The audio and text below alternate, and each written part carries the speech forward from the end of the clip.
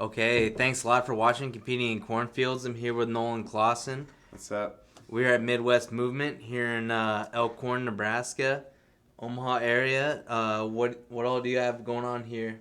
So I'm Nolan Clausen. Like he said, I am a chiropractor here in Elkhorn, Nebraska, and I am the co-owner of Midwest Movement, chiropractic and functional rehab. So I'm a chiropractor by trade, but I like to say that I'm a fixer of people, and that is my professional title, fixer of people. No, it's not perfect. It's not my professional title, but basically the reason I say that is because a lot of chiropractors either have a really bad rap or have this pigeonhole of what they actually are. So I'm not your traditional chiropractor. Let's just put it that way. Yeah. Right. And something you brought up last time that we did a podcast together is that you don't exactly want to see patients for the rest of their life. No. In the office, anyhow. Yeah. So one of our big drivers here at Midwest Movement is that we don't want to see you for the rest of your life. Meaning, basically, if you come in to us with a problem, we want to treat you. We want to improve your movement capabilities. We want to improve your functional needs and then build you strong and resilient so that you never have to come back and see us again. So I think it's a different business model. Some will say it's not a great business model because you lose your patients, but it also makes your patients very happy, and I think that's one of the things that we strive to do. A lot of chiropractors out there, you have to see them. It's a stigma that once you see a chiropractor, you see them once a week for the rest of your life, and we're trying to break that mold, I would say. Yeah, definitely.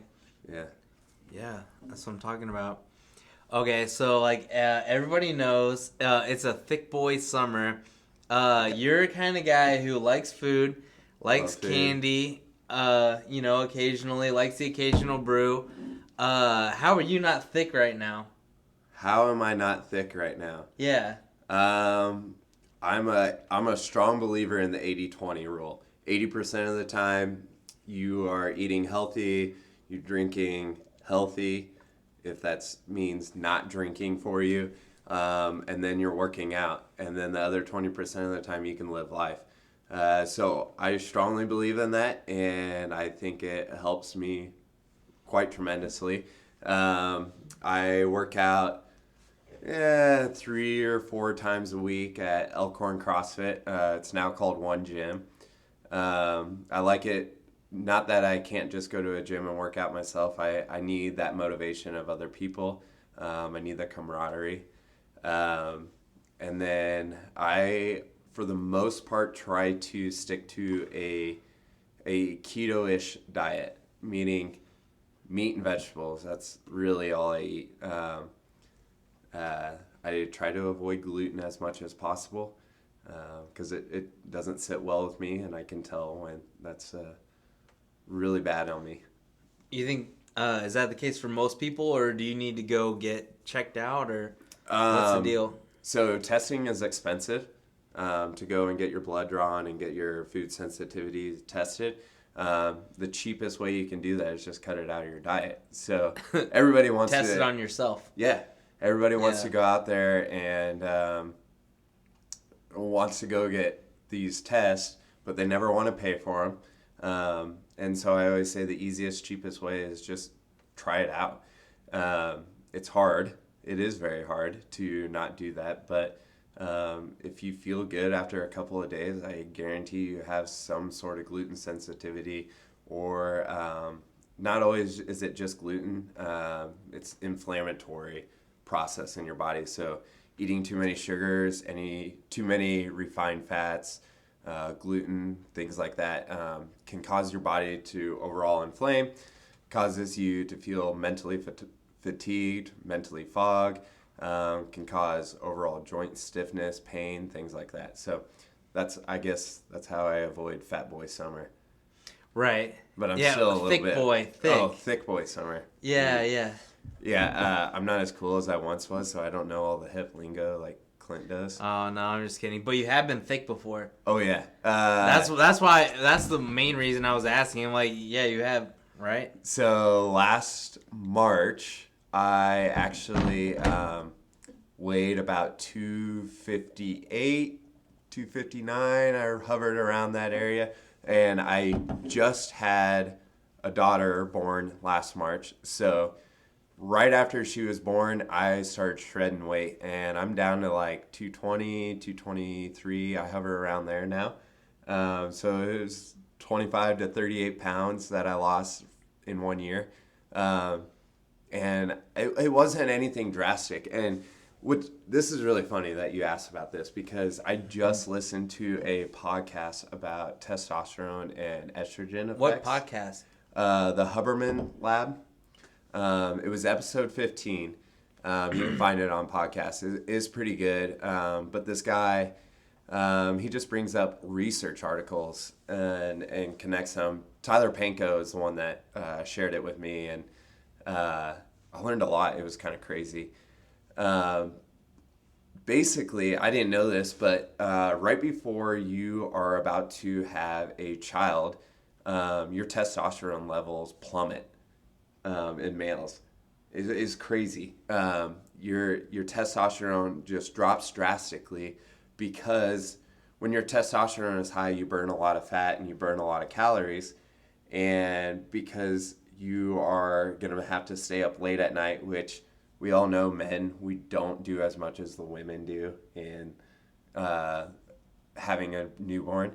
But men will store a lot of fat right before their kid is born so that they can withstand like the long nights of waking up with your child and irregular eating schedules and things like that. And it wasn't like I was eating like crazy crap when my wife was pregnant. And I was still working out, but not like super hard. But I just gained a crap ton of weight right before. And then it started shredding off right after. And the reason is right after birth, your testosterone levels spike because you have a newborn and you have to be protective of them. And then you're also more active. And so it was a really interesting podcast. So if you're interested in your levels of testosterone and how sex, how everyday life, breathing, all these other things affect your testosterone levels, check out the Huberman Lab podcast. It's actually really interesting. Yeah. Yeah, man, that's cool. I was just checking to see if there's anything that you've run across lately that you believe would, help your average Joe who's not, crazy deep into the, fixing themselves game. Right. Clint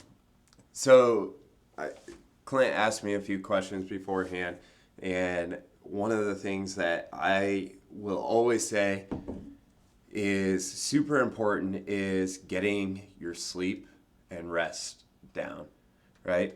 And you probably have heard this many times, but sleep is so vitally important, especially with performance, whether or not you make it back into the gym, whether or not you train well that day, making sure you get good quality sleep. And it's a struggle. It's hard. People around our age, we're young, we want to go out, we want to party. Maybe not the partying so much, but we still want to hang out with people. And we want to stay up late watching a show or sports or things like that. But if you can be committed to always getting 8 hours and planning out that you're going to get 8 hours, I think that's the number one thing that will affect you in your training, your performance, your lifestyle, all those things. I would say that's number one. Recovery. A lot of people, and I've talked about this before, but load management.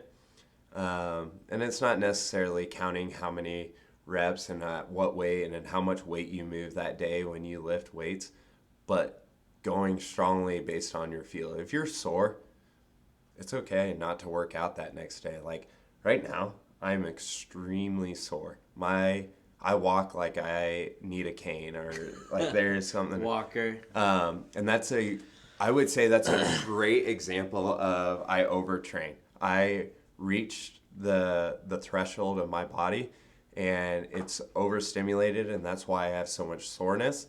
And my body needs a break. It needs a couple of days of rest. It's not always like, oh, no pain, no gain, things like that.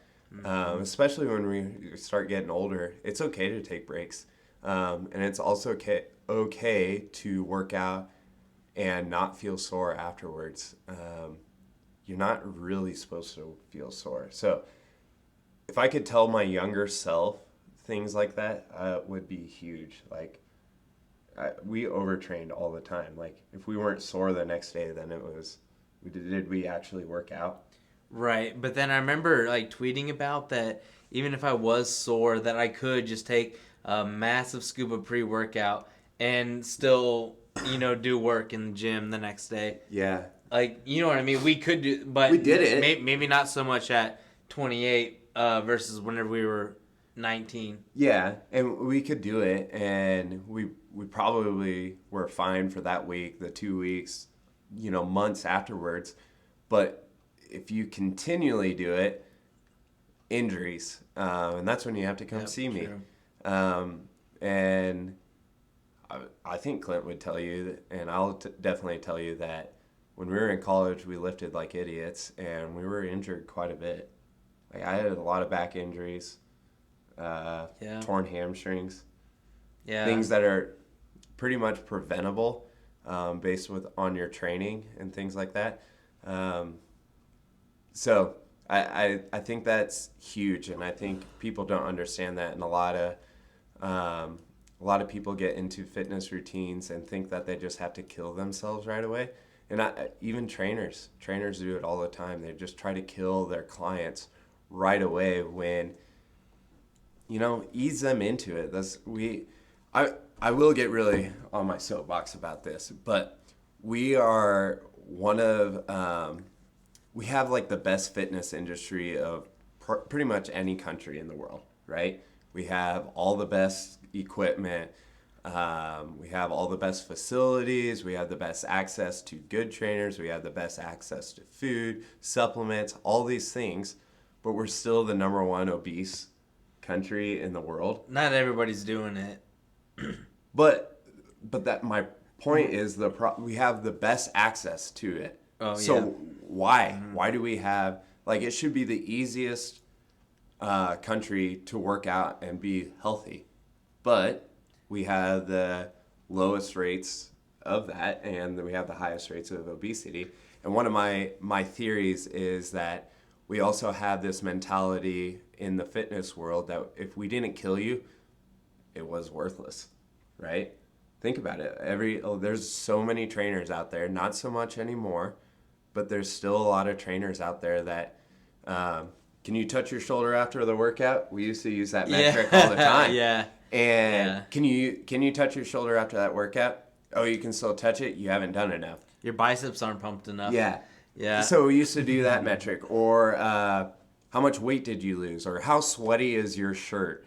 How gassed do you feel? All those things. And it's bullshit, honestly. Mm-hmm. And you don't have to be a good trainer and just kill everybody.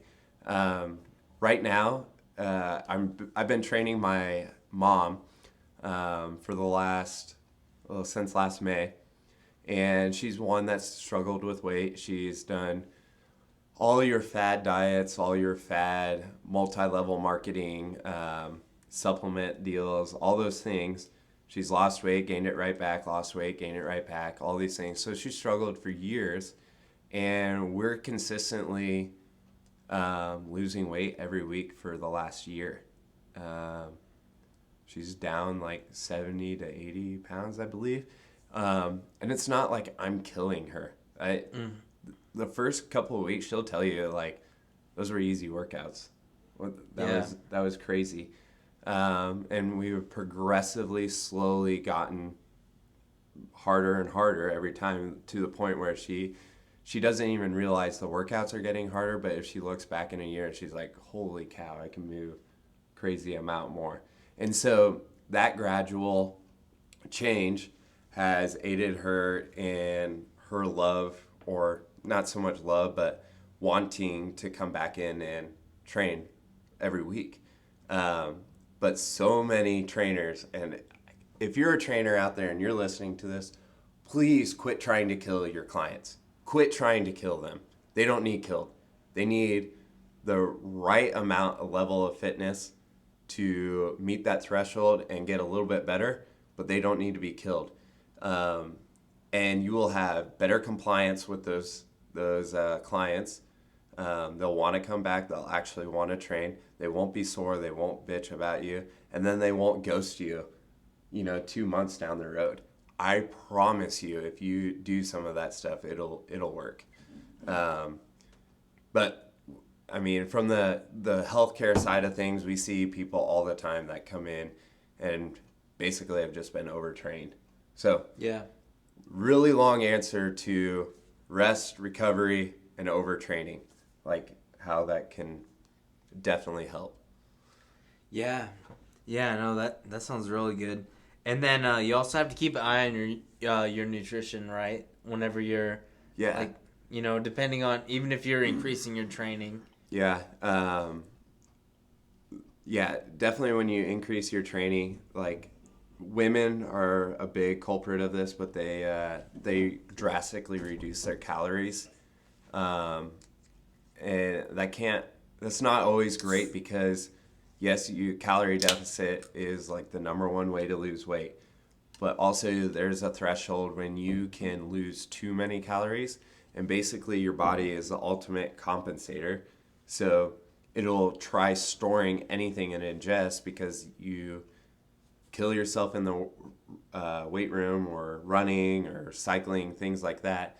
And then you ingest a very fine amount of calories that day. So your body is expecting you to do that again tomorrow. So it tries to store those calories as fat. This explains like your pudgy marathon runner. Basically, your body's really, really good at efficiently storing calories to use later on. And your pudgy marathon runner, basically,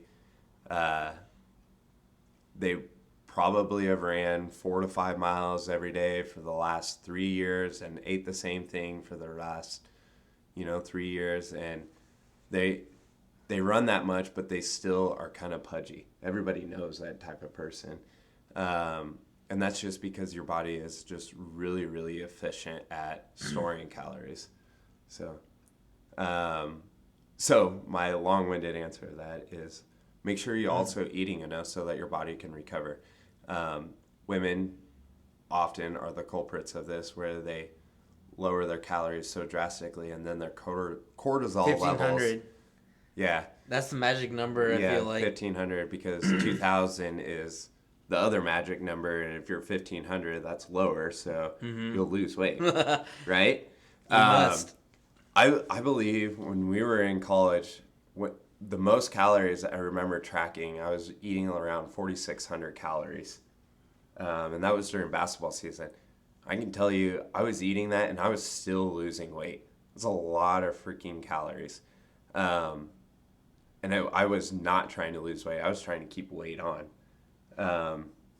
But that just goes to show you that our body, like, it needs a ton of calories, especially when you pick up your workouts.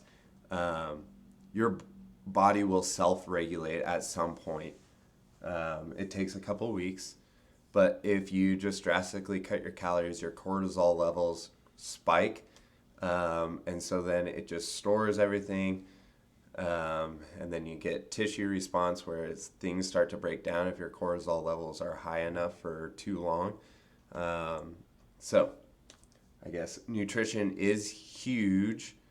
But I always say, if you can just figure out to eat less processed foods, more whole foods, things that God created, not your manufacturing company created. That's one of my go-tos. if you don't believe in God, whoever created it. And then, not overtrain. That's a big one. Yeah, no, I get you. How are things, how do you think that things are in Omaha right now, like just in general, like for you? I don't know. Great. What's your experience with Omaha as of late? It's been really, really good. I grew up in central Nebraska, small town. So Omaha was big city. It wasn't really Nebraska. And I've grown to realize that it still has a lot of Nebraska roots to it. I like it more and more every day. It also helps to be embedded in our community. Both Darian, my wife, and I are really active, involved in our church. Through our business, I'm really active through different networking groups, really involved in my chamber, things like that. It's been good. Business-wise, we're really starting to take a hold and get busy. Like today, yesterday, and the day before, I didn't really have a down hour. So that's awesome. It's really good. So if you're in Omaha and you need some services, Yeah, please feel free to reach out to us. We'll see what we can do for you, and we'll be straight up honest. If we can't help you, we'll send you somewhere else. Or if we're not the person that you're looking for, we'll send you to somebody that you might be looking for.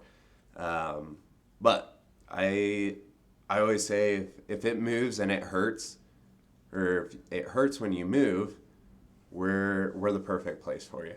Or if you've been to a chiro or a physical therapist or an orthopedic surgeon or somebody along the road and they've not helped you or even failed you, give us a reach. I think we could help you out. Something big that we started doing, which is not really not too much in like the fitness world or the healthcare world, but we've been doing DOT physicals, so the medical exams that truck drivers need to obtain their CDL. And so we've been doing that for Warner Trucking for the last 6 months now. That's an eye-opening experience, seeing some of these drivers and some of the health conditions that they have, and then some of the ways that they're treated for these health conditions. It blows my mind, and but honestly, I have been way more surprised with how many healthy people there are, or if they're not healthy, how they are interested in how to become healthy, but nobody has ever reached out to them or provided them with solid resolutions to how to stay healthy, which is crazy to me because we talked about this. We're the number one fitness industry in all of the world, and it's so accessible, but we still are just so confused about fitness, right? But it is hard with these truck drivers. A lot of them are in and out of truck stops. They don't have the access to, good foods, good, whole, healthy foods that we can just go to the grocery store and grab or go to a restaurant. They don't have those restaurants right along the interstates or highways. And they live in their truck. Yeah. For the most part. I've been surprised. There's a lot of them that hold memberships at Anytime Fitness. Yeah, that would be good. Or a Genesis. So that's really good for them. The other thing that I've been recommending to people is suspension trainers or a TRX. Yeah. They can hook those up to their trucks, and you'd be surprised how many truck drivers are really receptive to that and will order those right when I tell them. They will pull up Amazon and order one right then and there.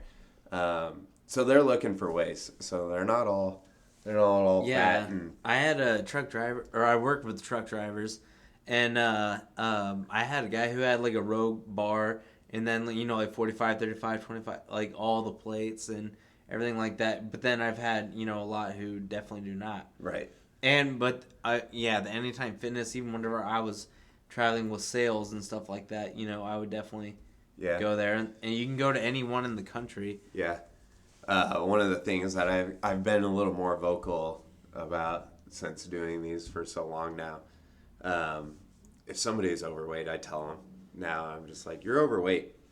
Like, if you lost 40 pounds, you wouldn't have high blood pressure. Your cholesterol would probably be in check. Cholesterol is a whole different story. There's a whole bunch of myths about it. Your sleep apnea would be better if your knees wouldn't hurt as bad, your back wouldn't hurt as bad. All these things if you lost 40 pounds. And I've kind of been pretty upfront with people now, which I kind of enjoy sometimes, which sounds cruel. Well, does that get into fat shaming? Like that? Not that that's a real thing, but you know what? All right. So Action Bronson was on Joe Rogan's podcast yesterday, Yeah. and he lost 130 pounds, or at least 130 pounds, and he was talking about how it basically worked. The fat shaming? Yes. I'm anti-acceptance in the fat world. Thanks for accepting me. I do accept you. No, I don't think you're a lesser person because you're fat or because you hold a little extra weight.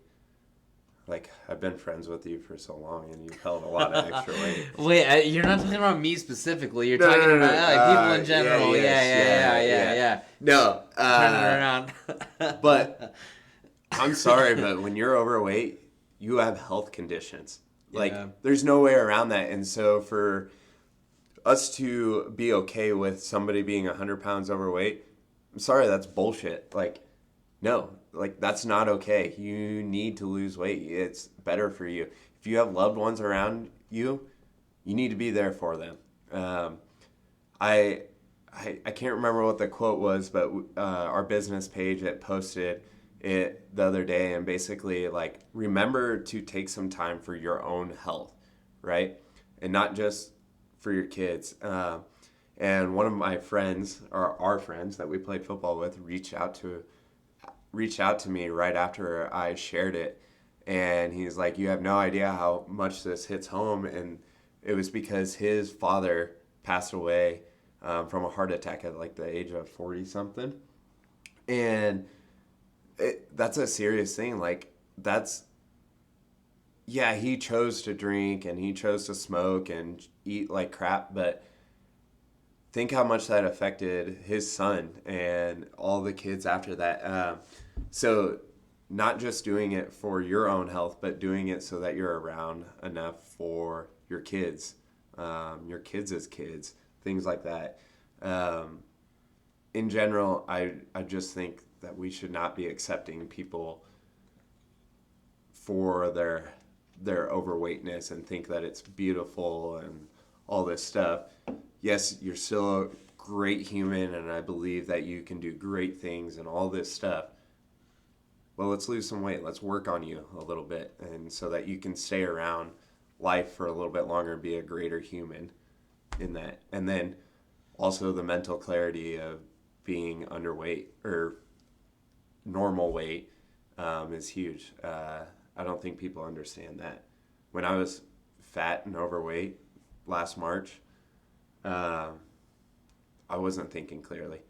Like, not like that there was anything drastically wrong, but I had tons of mental fog. My productivity was lower, all these things. And once I shredded some of that weight off, it's crazy how much better I felt. So, well, yeah, you're definitely lighting a fire under me. Let's see here.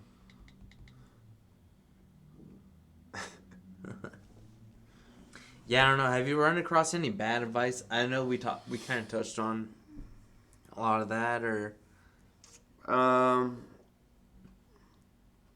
has anyone brought up something that you thought was a bunch of crap that you think other people might be doing? I hesitate to say this, but like the calories in versus calories out, like that's the number one rule for nutrition, right? Or losing weight. Do you stand by that? No, because that's your immediate effects, right? So calories in, calories out. But if you ate, say somebody that ate 1,000, so the goal was to eat 1,200 calories a day, okay? And person A ate 1,200 calories of Skittles a day, and the other person ate 1,200 calories of meat and vegetables that day, right? Immediately, they might lose the same amount of weight, but long-term effects are huge on the way your body processes things, the way your organs need some of those nutrients and minerals and things like that. So, yes, calories in, calories out is a foolproof method of losing weight, and it works in the immediate future. But long term, think about eating your whole foods, because that is definitely going to be the greatest way to live a longer, healthier life and a sustainable life. Eating Skittles for the rest of your day or your years and eating 1,200 calories of that is just not sustainable. But do you think that's kind of like counting calories versus like if it fits your macros? All right, so like if it fits your macros, you are going to hit everything, but you probably should use a lot more whole foods. Yes, to your it's the same thing. Like if you're, but at least you're hitting your macros, protein intake, right? But if you're doing calories in, calories out, that can get sketchy. I still agree with like your macros, because you can eat some really crappy foods and meet your macros every day. Pop-Tarts. Right. And a calorie, they're not equal. But you are supposed to still do the 80-20 on the if it fits your macros. You know what I mean? You're not supposed to be crazy on that. And right. Most people are doing like vitamin supplementation as well. Yeah, but my point is like you can still eat really crappy and eat your macros. Right. Yes, yeah. Right? Yep. So you can eat, I don't know, a pizza or like very processed foods. You can eat turkey sandwiches, very processed foods, and things like that, and still meet your macros. And you can do that over a long period of time and lose your weight and gain like all that stuff. But overall, your health is not going to be as good as it could be if you ate more whole foods, like, you know, things that grow from the ground and that aren't manufactured in a company. Or, you know, I agree.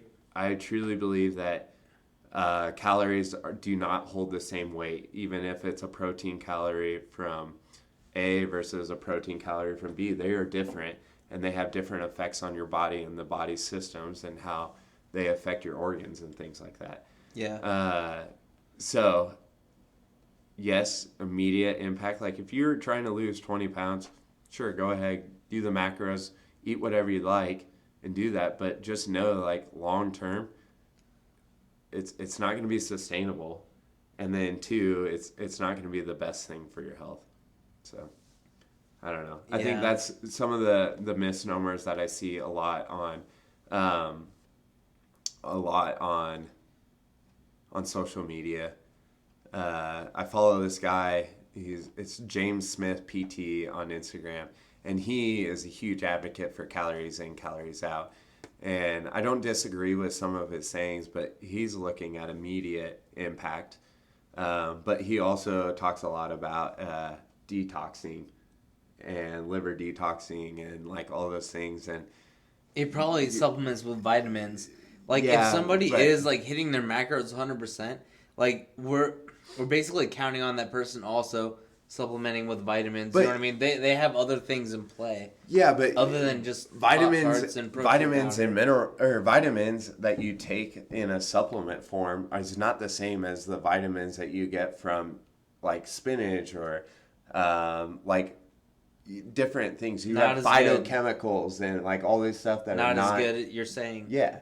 So you can supplement all you want, but it is in fact a supplement. It's supposed to fill the missing parts, right?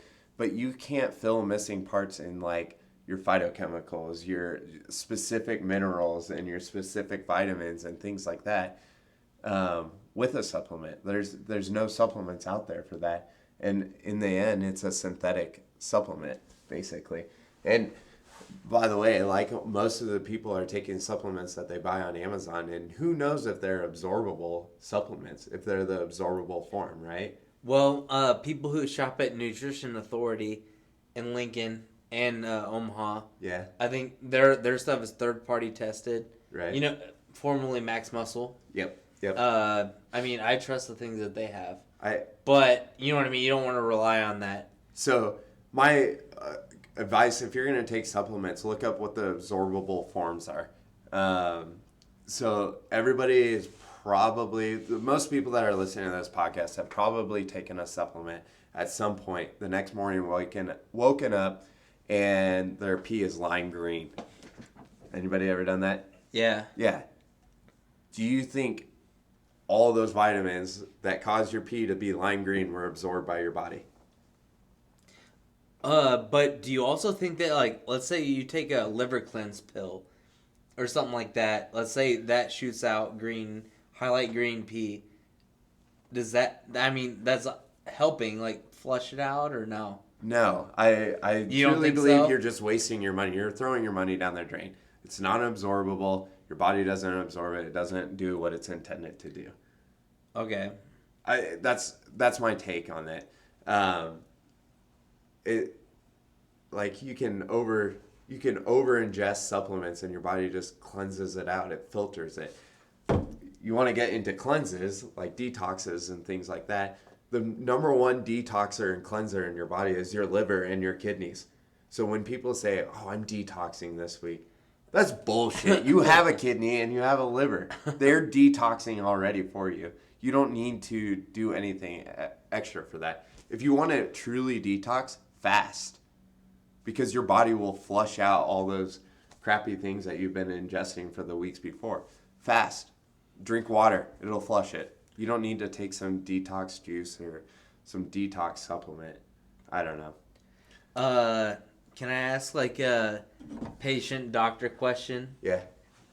So let's say that you get involved in a fast, and so there's no food in your body, so you have a problem with diarrhea. Never had this problem before? Have you? No. Well, I'm not asking you. All right, let's say a patient does. Like, a patient low key does. Yeah. What about it? Okay. Well, do they just have to deal with it, or should they not fast? I mean, if you're having diarrhea, it's probably because you don't have fiber in your body, right? So let's say you're on a fast. Can you take a fiber supplement? I don't know. It depends on your fast. Let's say you're on a 24-hour fast. I think you would be fine taking a fiber. I'm not the rule maker on your fasting rules and all that stuff. But my point is, you don't need to waste your money on these detoxes and things like that. Like, you can get everything you need pretty much from the foods that grow in the ground. And yes, I do take supplements, and you can take some supplements for different things, but you shouldn't rely on them, is my thing. Like, you shouldn't take a fish oil supplement and be like, never got to eat fish again for the rest of my life because I got my omega-3s, right? Right. No, you need to try to ingest some natural ways of getting that. Yeah, no, you're right. Well, once again, shouts out to Midwest Movement. Yeah, thank you. Like I said, if it hurts when you move, definitely reach out to us. We can help you.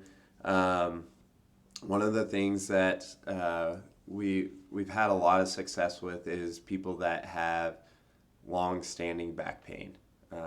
So if you've had that, we can definitely help you with that. Reach out to us. We can provide some answers if we can't even treat you. But most likely we can treat you and help you out in some way. Yeah. Thanks for having me on your podcast. Oh, yeah, for sure. Anytime. Thanks for being on. And, Yeah, shout out to them if you're in Omaha, Elkhorn, or Yep. even Lincoln. Like, it was not a bad drive. It's never a bad drive. No, we have a few people that come from Lincoln, and we even have some people that come from like Blair and north part of Omaha. So, yeah, if you're in the area, please give us a shout out, and we'll help you out. Or we can connect you with somebody that may be closer and a good fit for you. Right. We do that a lot too. There's a lot of good chiros in Lincoln. A lot of good ones that are new and popping up. So, Yeah, no bullshit. Thanks a lot. thanks.